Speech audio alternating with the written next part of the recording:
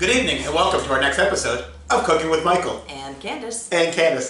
Tonight, another great show, another great episode. First of all, thank you all who watched last week and the additional subscribers. Love it. Keep it coming. Really excited.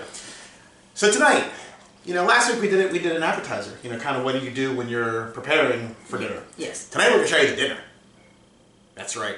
But first, thank you, Andrew, Chapel Beer and Wine. Always supporting us and sponsoring us. I want to thank you. If you're in the Germantown, Maryland area, stop in at Fox Chapel Shopping Center, Chapel Beer and Wine. Tell Andrew, Mr. Mike or Ms. Candace sent you, and he'll give you, he'll probably throw something in for free.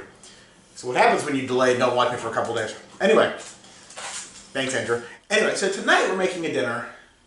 Actually, we love it, but it's actually more of your favorite because you love salmon. Mm-hmm. Salmon, asparagus, lemon, potatoes, it's got it all.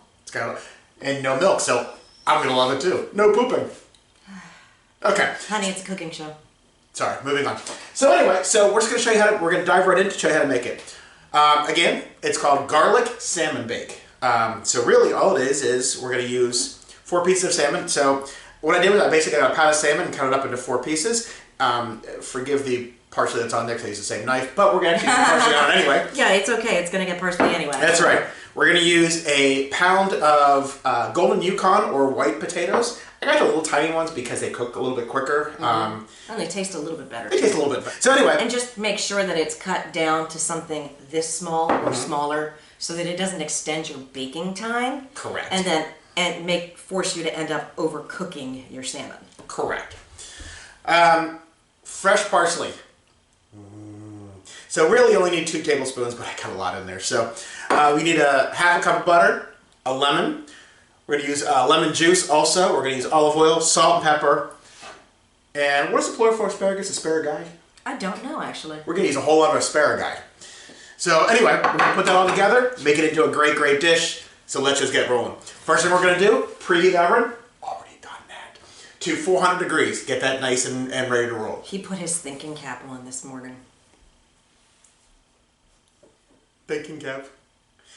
I have it on backward now. Oh yeah, we use garlic too, but we'll get to that in a second. So anyway, first thing we're going to do, we're going to cut, as Candace showed you, cut the potatoes into small little bites like that. Okay, take that. We're going to take some olive oil. Now, you know me. I love olive oil on a potato. Olive oil on anything that you put in the oven. Yeah, well, it makes it, yes, that's true, but she was a little too excited about the olive oil. I'm hungry. Oh, fair enough. All right, so about 2 tablespoons of olive oil. You know me. Just pour. Till it's coated when you stir it. Okay, so about 2 tablespoons there. And the next thing you're going to do, you're going to take your garlic. You're going to take probably about a half a teaspoon, because a teaspoon equals 1 clove, so you use about a half a clove. I use minced, but I'm going to take about half a teaspoon. To be a little more, it's okay. And unless you love garlic more than you love salmon, you want to make sure and keep the garlic on the lower end. You don't want to go up to a full teaspoon because that is going to overpower the flavor of your salmon. Symphony, not a solo. Yes. Okay. Just a very light couple twists of salt, couple twists of pepper. Okay. And then we're going to stir this up. And basically what you want to do is you want to coat and mix up the minced garlic and the olive oil with a little bit of salt and pepper. And you want to get them nice and coated. So anyway, so as you can see, it's nice. Do your tall person thing. Do my tall person thing. There's your potatoes, nice and Tall people. It's background music. Yes. There we go. Nice and shiny from the olive oil. You want to use, to cook this, you want to use kind of a high-rimmed, high-backing baking sheet. If you don't have one, that's okay. You know what you can use? The bottom part of a broiling pan. It's perfect. Line it with aluminum foil, and we're good. Do not use glass. Yeah. We learned it the hard way. It did not turn out very well. So anyway, so what we're going to do is we're just going to pour these right on here, okay? Now, if it comes out and there's like a clump of oil, that's no big deal. Okay, just want to make sure you get the rest of it here, because you're actually going to reuse this bowl here in a second. We're not going to compost the bowl. Darn, damn it. All right. No, you can't compost metal, but you can reuse the heck out of it. That's true. So what you want to do is you want to just separate the potatoes so they're not really touching each other. Mom, he's touching me. Oh, Mom, yes. he's touching. Oh, sorry. We're gonna put these in, so we're going to put these in the oven, 400 degrees, for 15 minutes. What you're really looking for is a little bit of golden brownness and a little bit of mushiness. Not real, because you don't want them cooking completely, because you're going to put the salmon and everything else in there after that. But you want to get them started because potatoes do take longer. So go ahead and put that in here. And while we're doing that, we're going to make the coating for the salmon and the asparagus. So, just like I said, take this. Why? Because it's already in there. Doesn't matter. Why dirty something else? Okay. You want to take your half a cup of melted butter. Make sure it's fully melted. Just pour it right in there. Okay. Then you're going to take your measuring cup and you're going to do a 1/4 cup of lemon juice. I know you see, but you have cut lemons there. Why do you do those? Well, because Just wait. Patience. Wax on. Wax on. Oh, sorry. So 1/4 cup. I know. I don't normally measure, but I'm going to. So 1/4 cup of. Mostly because he doesn't want to waste his precious lemon juice. That is straight up facts. Generally speaking, the only time he drinks water without enormous amounts of lemon in it is when we're out. We actually need a little bit. You want a couple tablespoons of white wine, so let's go ahead and pour that in the mixture as well. So then you want to take another 1.5 teaspoons of garlic. Okay. Then we're going to take a little bit of parsley, about 2 tablespoons. Obviously a lot more than 2 tablespoons there, but so basically going to pinch it. It's fresh. It is finely chopped. Yes, it is. You did a very good job of chopping that, finally. Chopping parsley! Chopping parsley! Chopping parsley! Hashtag Dana Carvey? Is that possible? Okay. Now you want to take about a 1/2 teaspoon to a teaspoon of salt, so we're going to do a couple of twists in there. Same thing with the pepper. Little bit of twist in there. You really want to use the pepper grinder, get a 1/2 cup of cracked pepper in there, because you want to get that flavor, okay? If you use the fine pepper powder, you'll still get a little bit of flavor, but you're also not going to get the texture. And the flavor is kind of muted from that. Yeah, the flavor has already dissipated from being ground up so long ago when it was packaged. Right.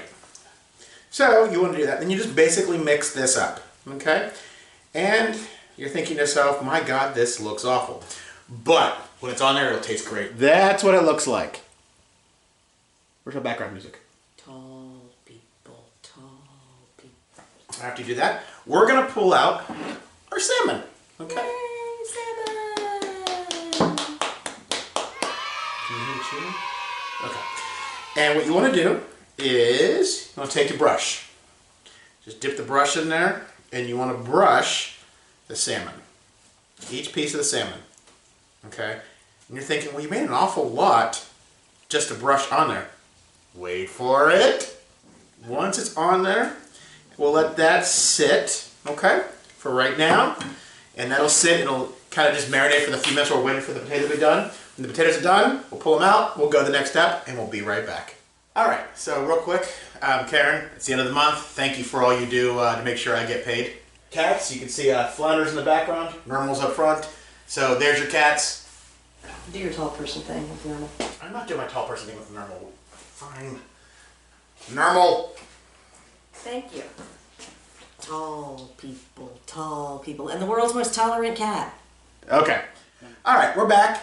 Potatoes have about 20 seconds left to go on their 15-minute joyride in the oven. Okay. So that's what that's hot. So that's what they look like. I'm not going to come there because fuck, that's hot. All right. And let me get. So basically what you want to do is you want to just, they do have a little bit of a golden brown hue to it. Okay. And they're starting to cook, which is really what you want. You don't want them all the way cooked. Just enough where they start to feel like, you know, they're actually starting to do something. So then you take these and you push them out of the way. Basically push them to one side. I'm resisting the urge to hold it for you so it doesn't move when you try to push the potatoes. Yeah, that'd be bad. So you can take the skin off the back of the salmon, okay? But there's a very thin layer of fat between the skin and the salmon fillet itself. And that fat will cook away when you're cooking it, and I think adds a great flavor to it. Anyway, so we're going to take the salmon, okay? You can put it on there. Put this aside. Then we're gonna take the asparagus, okay? As much as, actually, move some of this out of the way. This is, You don't really want to have them squished up together though, because then that's going to be like, right. Well, like one big piece. Right. You want to have it so there's air between it and space between it so it'll cook. But gotta try and figure out. So it'll cook evenly. That's the important thing. Yes. It has to be even. So I'm gonna just kind of spread the asparagus out a little bit. Okay. Now what we're gonna do is we're gonna take our rest of our mixture. We're gonna just basically. So what I want to do is I want to stir it back up a little bit because it does congeal a little bit because that butter does start to get cooled off some, what have you. And you want to just drizzle it on, okay? Drizzle over the asparagus, drizzle over the potatoes. And don't worry that it's falling out of the bowl a little bit chunky, because as soon as it gets into the oven, it's all going to melt all over again. Correct. It's all going to turn back to liquid. So once that's on there, take a little bit more salt and pepper. Just a little bit. Just a little bit. Just a little tiny bit. Yeah, because we put a lot in the parsley butter mixture. Right, so just a little bit over there, sprinkle it over that. And make sure you actually use the correct part of the grinder as opposed to the bottom part because there's nothing there. Damn Pinot Grigio. Curses. Sorry. Anyway, so just, again, just for flavor, just put a little bit over top of there. And, probably wondering the entire time, why do we have lemon out here? Well, it's basically going to put the lemon next to the fish. Okay? And it's going to cook. So this is what it looks like. Okay? Tall people, tall people. All right, so what we're going to do is we're going to take this mixture, we're going to put it back into the oven for about 10 minutes. Again, at 400 degrees. Keep the temperature the same. And you know what I'll do this time? Set the timer? Yeah, that's what I was going to say. Remember to set your timer, because by the time you smell it cooking, it's usually either already done or past it. So so at 10 minutes you'll check it. It should be done, but if you need to go like at another minute or two, keep going in like 1 to 2 minute increments, because again, you don't want to overcook it. Overcooked salmon, not good. Yeah. Undercooked a little bit is fine. Anyway, so we'll let that cook and we'll be right back. All right, we're back. That is our oven. So what we're gonna do, I'm gonna pull it out. We're gonna take a look at it and see what it looks like. I'm gonna put this here. This is what it looks like. Okay. I should tall person, but it's fucking hot as balls. So what we're gonna do now is we're gonna just basically, you want to do is you just want to kind of pull your fork in the middle and see if it flakes off, and it does. All right. A little bit of pink in the middle. Again, rare salmon is okay. So what I'm gonna do is I'm gonna take a piece of the salmon off here. Take some of these potatoes and some asparagus. All right, so this is what it looks like. Tall people. Oh, sorry, Phoebe, I said the dog. Oh. So that's what it looks like, okay? Dog people. Dog people. Poor dog. All right, I'm gonna give this to Candace. All right. Fuck, that's hot. Cookingwithmichael.us.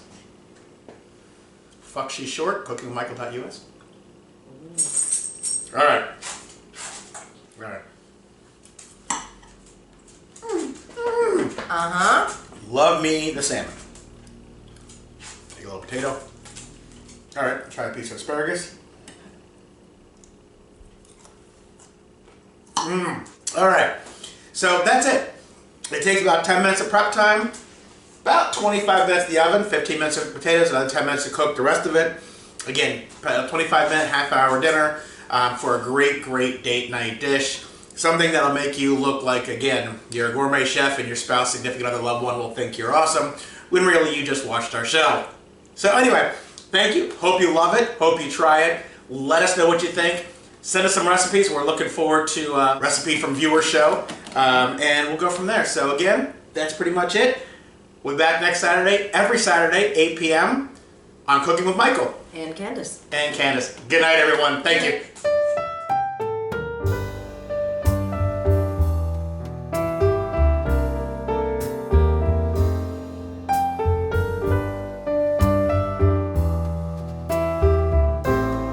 For those of you who are watching, that is our 6-year-old who's come down Pull your back, please.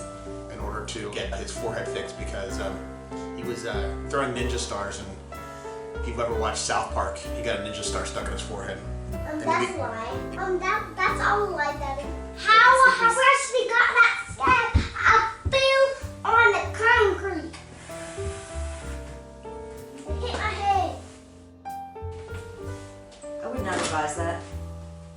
do that to the boys. No, you don't. Okay, you're right, I don't. You don't. I have. You do it, Josh. Got him right here in the leg. Punch it. Straight away. Not even thinking twice. All right. It's a good punch, too.